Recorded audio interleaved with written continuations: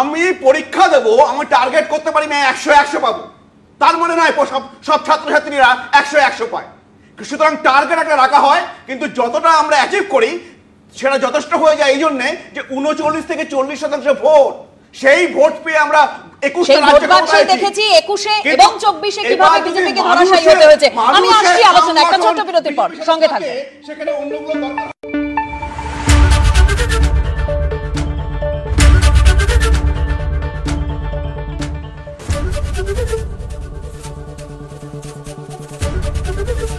Mahi sir, আপনি আপনার ফ্যানদের কতটা ভালোবাসেন? Honestly, I love my new fans. পুরনো ফ্যান অহেতুক আওয়াজ করতে থাকে। স্যার, ফ্যান্স তো আওয়াজ করবেই না। নতুনগুলো তো করেই না, বরং আমি যা বলি অ্যাকচুয়ালি তারা সেটাই শোনে। নতুন প্রজন্মের Orient BLDC fans super silent কাজ করে ভয়েস কমান্ডের সাথে। Silly me, I thought cricket fans.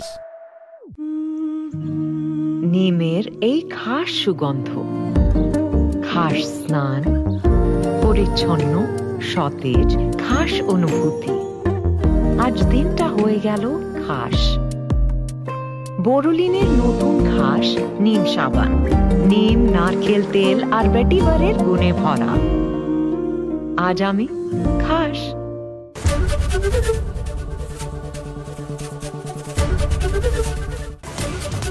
পদ্মের মিশন 26 মোদীর সফরে দুদিনের মধ্যেই কলকাতায় অমিত শাহ। বিমানবন্দরে স্বাগত জানালেন সুকান্ত শুভেন্দুরা। মোদীর বাংলায় সম্বোধনের পরেই শাহের বাংলায় পোস্ট। সেন্ট্রাল ফরেন্সিক ল্যাবের নতুন ভবনের উদ্বোধন ও নেতাদের সঙ্গে আলোচনার জন্য অপেক্ষায় আছি, বার্তা শাহের। মোদীর পরে বঙ্গে অমিত শাহ, হাজির থাকবেন দিলীপ ঘোষ। নেতাদের মান সম্মান আছে, তারা যাদের ডাকেন তারা যায়, সবাই মিলে একসাথে কাজ করুন। আইসিকে কুকথা ক্ষমা চেয়েও হাজিরা এড়ালেন কেষ্ট। অসুস্থতার কারণ দেখিয়ে গেলেন না এসডিপিও অফিসে, আজ ফের তলব। নিশ্চয়ই চিন্তা ভাবনা করবেন যাওয়ার জন্য। তলব সত্ত্বেও এসডিপিও অফিসে সশরীরে গেলেন না অনুব্রত। দেখা করে গেল কেষ্টর আইনজীবীদের টিম। আপনারা কোন বিষয়ে এসেছিলেন তাহলে? আইসিকে কদর্য আক্রমণ, কেষ্টর গ্রেফতারির দাবিতে সরব বিজেপি। রামপুরহাট, সাঁইথিয়া, শান্তিনিকেতন থেকে কাঁকরতলা, সদাইপুর থানায় থানায় বিক্ষোভ। পুলিশকে হুমকি, বারবার বিতর্কে কেষ্ট। এখানে যোগী আদিত্যনাথ বা হেমন্ত বিশ্ব শর্মা থাকলে না, ওর সব চামড়া উঠে যেত। এতক্ষণে শুকনো লঙ্কা লাগিয়ে ধোঁয়া ঢুকানো হতো নাকে। ফের তৃণমূল নেতা নিশানায় পুলিশ, এবার উদয়ন গুহ। তোমার ভেটাগুড়ির ক্যাম্পের পুলিশরা কি করে? রাত্রিবেলা না ঘুমিয়ে বলো যে ওদের টহল দিতে, ওই সিভিক দিয়ে দাও কটা। পুলিশের মার থেকে গ্রেফতারি, তারপরেও ফের পথে নামছেন চাকরিহারারা। মঙ্গলবার থেকে লাগাতার অবস্থান, বৃহস্পতিবার রাজ্য জুড়ে ধিক্কার দিবসের ডাক। আরো বড় কর্মসূচি এই নিয়ে নেব। রাস্তায় চাকরিহারারা। সেচ দপ্তরে মালদা তৃণমূল সভাপতির মেয়ের চাকরি নিয়ে সরব বিজেপি। স্বজন পোষণী কালচার, পোস্ট সুকান্তর। মেয়ের চাকরি নিয়ে কিছুই জানি না, দাবি আব্দুর রহিম বক্সি।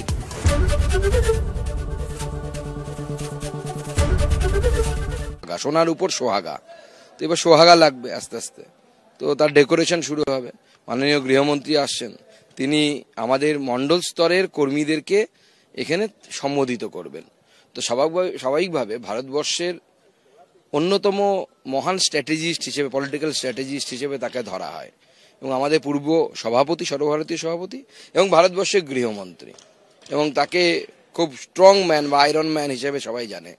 ক্ষণ এসছে, এমন একটা সময়ের ক্ষণ এসছে যে ভারতীয় জনতা পার্টি সরকারে আসার সময় হয়ে গেছে। এখন ভারতীয় জনতা পার্টি আর অপোজিশন পার্টি না, এখন ভারতীয় জনতা পার্টি অল্টারনেটিভ পার্টি, অর্থাৎ তৃণমূলের বিকল্প পার্টি হচ্ছে, অর্থাৎ সরকারের আসার জন্য রেডি হয়ে আছে ভারতীয় জনতা পার্টি।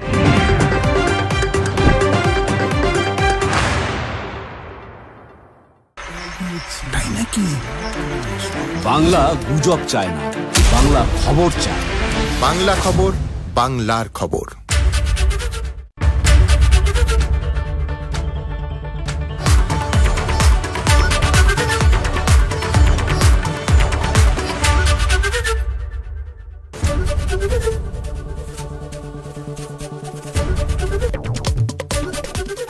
एबीपी आनंद एगिए थाके एगिए राखे विद अजंता शूज, कदम कदम बढ़ाए जा। তবে আরো একটা বিষয় প্রশ্ন উঠছে, কি বলুন তো? আলিপুরদুয়ারে নরেন্দ্র মোদীর সভায় তিনি ডাক পান। রবিবার নেতাজি ইন্ডোর স্টেডিয়ামে অমিত শাহর সভায় কি যাবেন দিলীপ ঘোষ? কি বলেছেন তিনি, শুনুন। বড় নেতাদের মান সম্মান আছে, তো তারা যাদের ডাকেন তারা যায়। আর আমি প্রয়োজন হলে, আমার প্রয়োজন হয় না কারোর সঙ্গে, আমি তো সংগঠনের কাজ করে নিচে, যখন প্রয়োজন হয় তারাই ডাকেন আর কি করতে হবে তারা বলেন, সেটা আমরা পালন করি মাত্র। আমরা কার্যকর্তাদের বৈঠকে থাকবো। তো হচ্ছে নিশ্চয়ই কোথাও না, অভিমানের কি আছে? দেখুন, রাজনীতিতে একটা লোকেদের মধ্যে ট্রেন্ড আছে যে নেতার পেছনে পেছনে ঘোরা, কারণে অকারণে 100-200 লোক দাঁড়িয়ে থাকে সারাদিন। দিলীপ ঘোষকে যখন জিজ্ঞেস করা হলো আপনি কি অভিমানী, তিনি বললেন অভিমানের কিছু নেই। আর সুকান্ত মজুমদার এ নিয়ে কি বলছেন একবার শুনুন। আমাদের পার্টির নেতা, কিন্তু উনি সর্বভারতীয় সভাপতি পদে লাস্ট ছিলেন, অতএব ওনার বিষয়ে সিদ্ধান্ত নেওয়ার ক্ষমতা সুকান্ত মজুমদারের নেই। সর্বভারতীয় স্তরেই সমস্ত সিদ্ধান্ত হবে। রাধামোহন বাবু, দেখুন, বিজেপি দলটাই এমনি। কারণটা হচ্ছে, আমি কোনো সময় না খুব দুঃখ পাই মোদিজি আর অমিত শাহ। দেখুন, ওনারা নো ডাউট বড় লিডার, কিন্তু ওনারা বেচারা এখানে এসে তো ওনারা কন্টেস্ট করবেন না, এখানকার লিডারদের করতে হবে। এখানকার লিডাররা কী আছে, লড়ে মরে মানে একদম হয়ে যাচ্ছে। এই দিলীপ ঘোষ যখন ইনি প্রেসিডেন্ট ছিলেন 2 টার্মে, বিজেপি সংগঠন কিন্তু তখনই উত্থান পেয়েছিল, আর সেই দিলীপ ঘোষকে এরা ডাকিনি। ফার্স্ট। সেকেন্ড হচ্ছে, আজকে সুকান্ত মজুমদার, শুভেন্দু বাবু, আরে বলতে দাও ভাই, বলতে দাও। এই তো এটা হলো বিরোধী বিজেপি, এই হলো বিরোধী। এরা কি জিততে পারবে? একটু বলতে দিন। হ্যাঁ, যে অমিত শাহ বাবু একটা কি বলে মেম্বারশিপ ড্রাইভ সেট আপ করলো, একটা কি বলে মানে মেম্বারশিপ ড্রাইভের একটা মেম্বারশিপ সেট আপ করলো, 1 করোড় মেম্বারশিপ, সেটাও এনারা ফেল করলেন। ইনারাই কিন্তু রাজনীতি করতে আসেননি। ইনারা কি করতে এসছেন? ইনারা কুকর্ম করতে এসছেন। ইনারা বাংলাকে শেষ করতে এসছেন। ইনারা বাংলার জনগণকে শেষ করতে এসছেন। আজ অবধি 100 দিনের কাজের টাকা আসেনি, সেটা কিন্তু বিজেপি কিছু বলছে না। আর বাংলার মানুষ এবারে ফাইনান্স বাজেট হলো সেন্ট্রাল গভর্নমেন্টে, বেঙ্গলের জন্য কোনো বাজেট নেই। কিন্তু ইনাদের এবার আপনি নিজে বলেছেন যে ইনাদের প্রেসিডেন্ট অমিত শাহ আসছেন, মোদি আসছেন, একেবারে কটাক্ষ হচ্ছে যে ভোট পাখি বলে কটাক্ষ করছে তৃণমূল, কিন্তু আমি প্রশ্নটা শুনতে পাচ্ছি না, বিজেপি ধরতে পারছে না পশ্চিমবঙ্গে। হ্যাঁ, এখানে সমস্যা আছে যে বিজেপি নিশ্চয়ই এখন দ্বিতীয় বৃহত্তম দল পশ্চিমবঙ্গে, কিন্তু ভোটের রাজনীতিতে কতগুলো খুব গুরুত্বপূর্ণ ব্যাপার আছে। সেটা হচ্ছে যে রাজনীতিতে ভোটটা কিন্তু ইমোশনের ওপর বেস করে হয়, মানুষের ইমোশন, এবং এটা সবসময় আলোচনায় আমাদের এসেছে যে বিজেপি ঘোষিত এজেন্ডা হচ্ছে ধর্মের ভিত্তিতে ভোট। এটা কিন্তু বাঙালি সংস্কৃতির সঙ্গে যায় না। নাম্বার 1,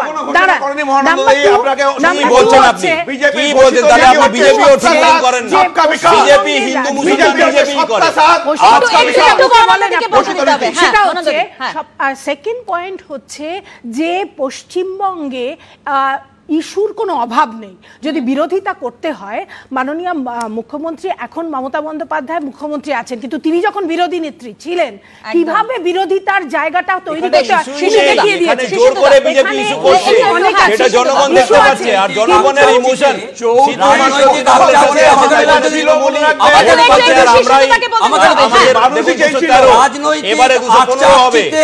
আমাদের এই সাধারণ নাগরিকের অবস্থা খারাপ হচ্ছে।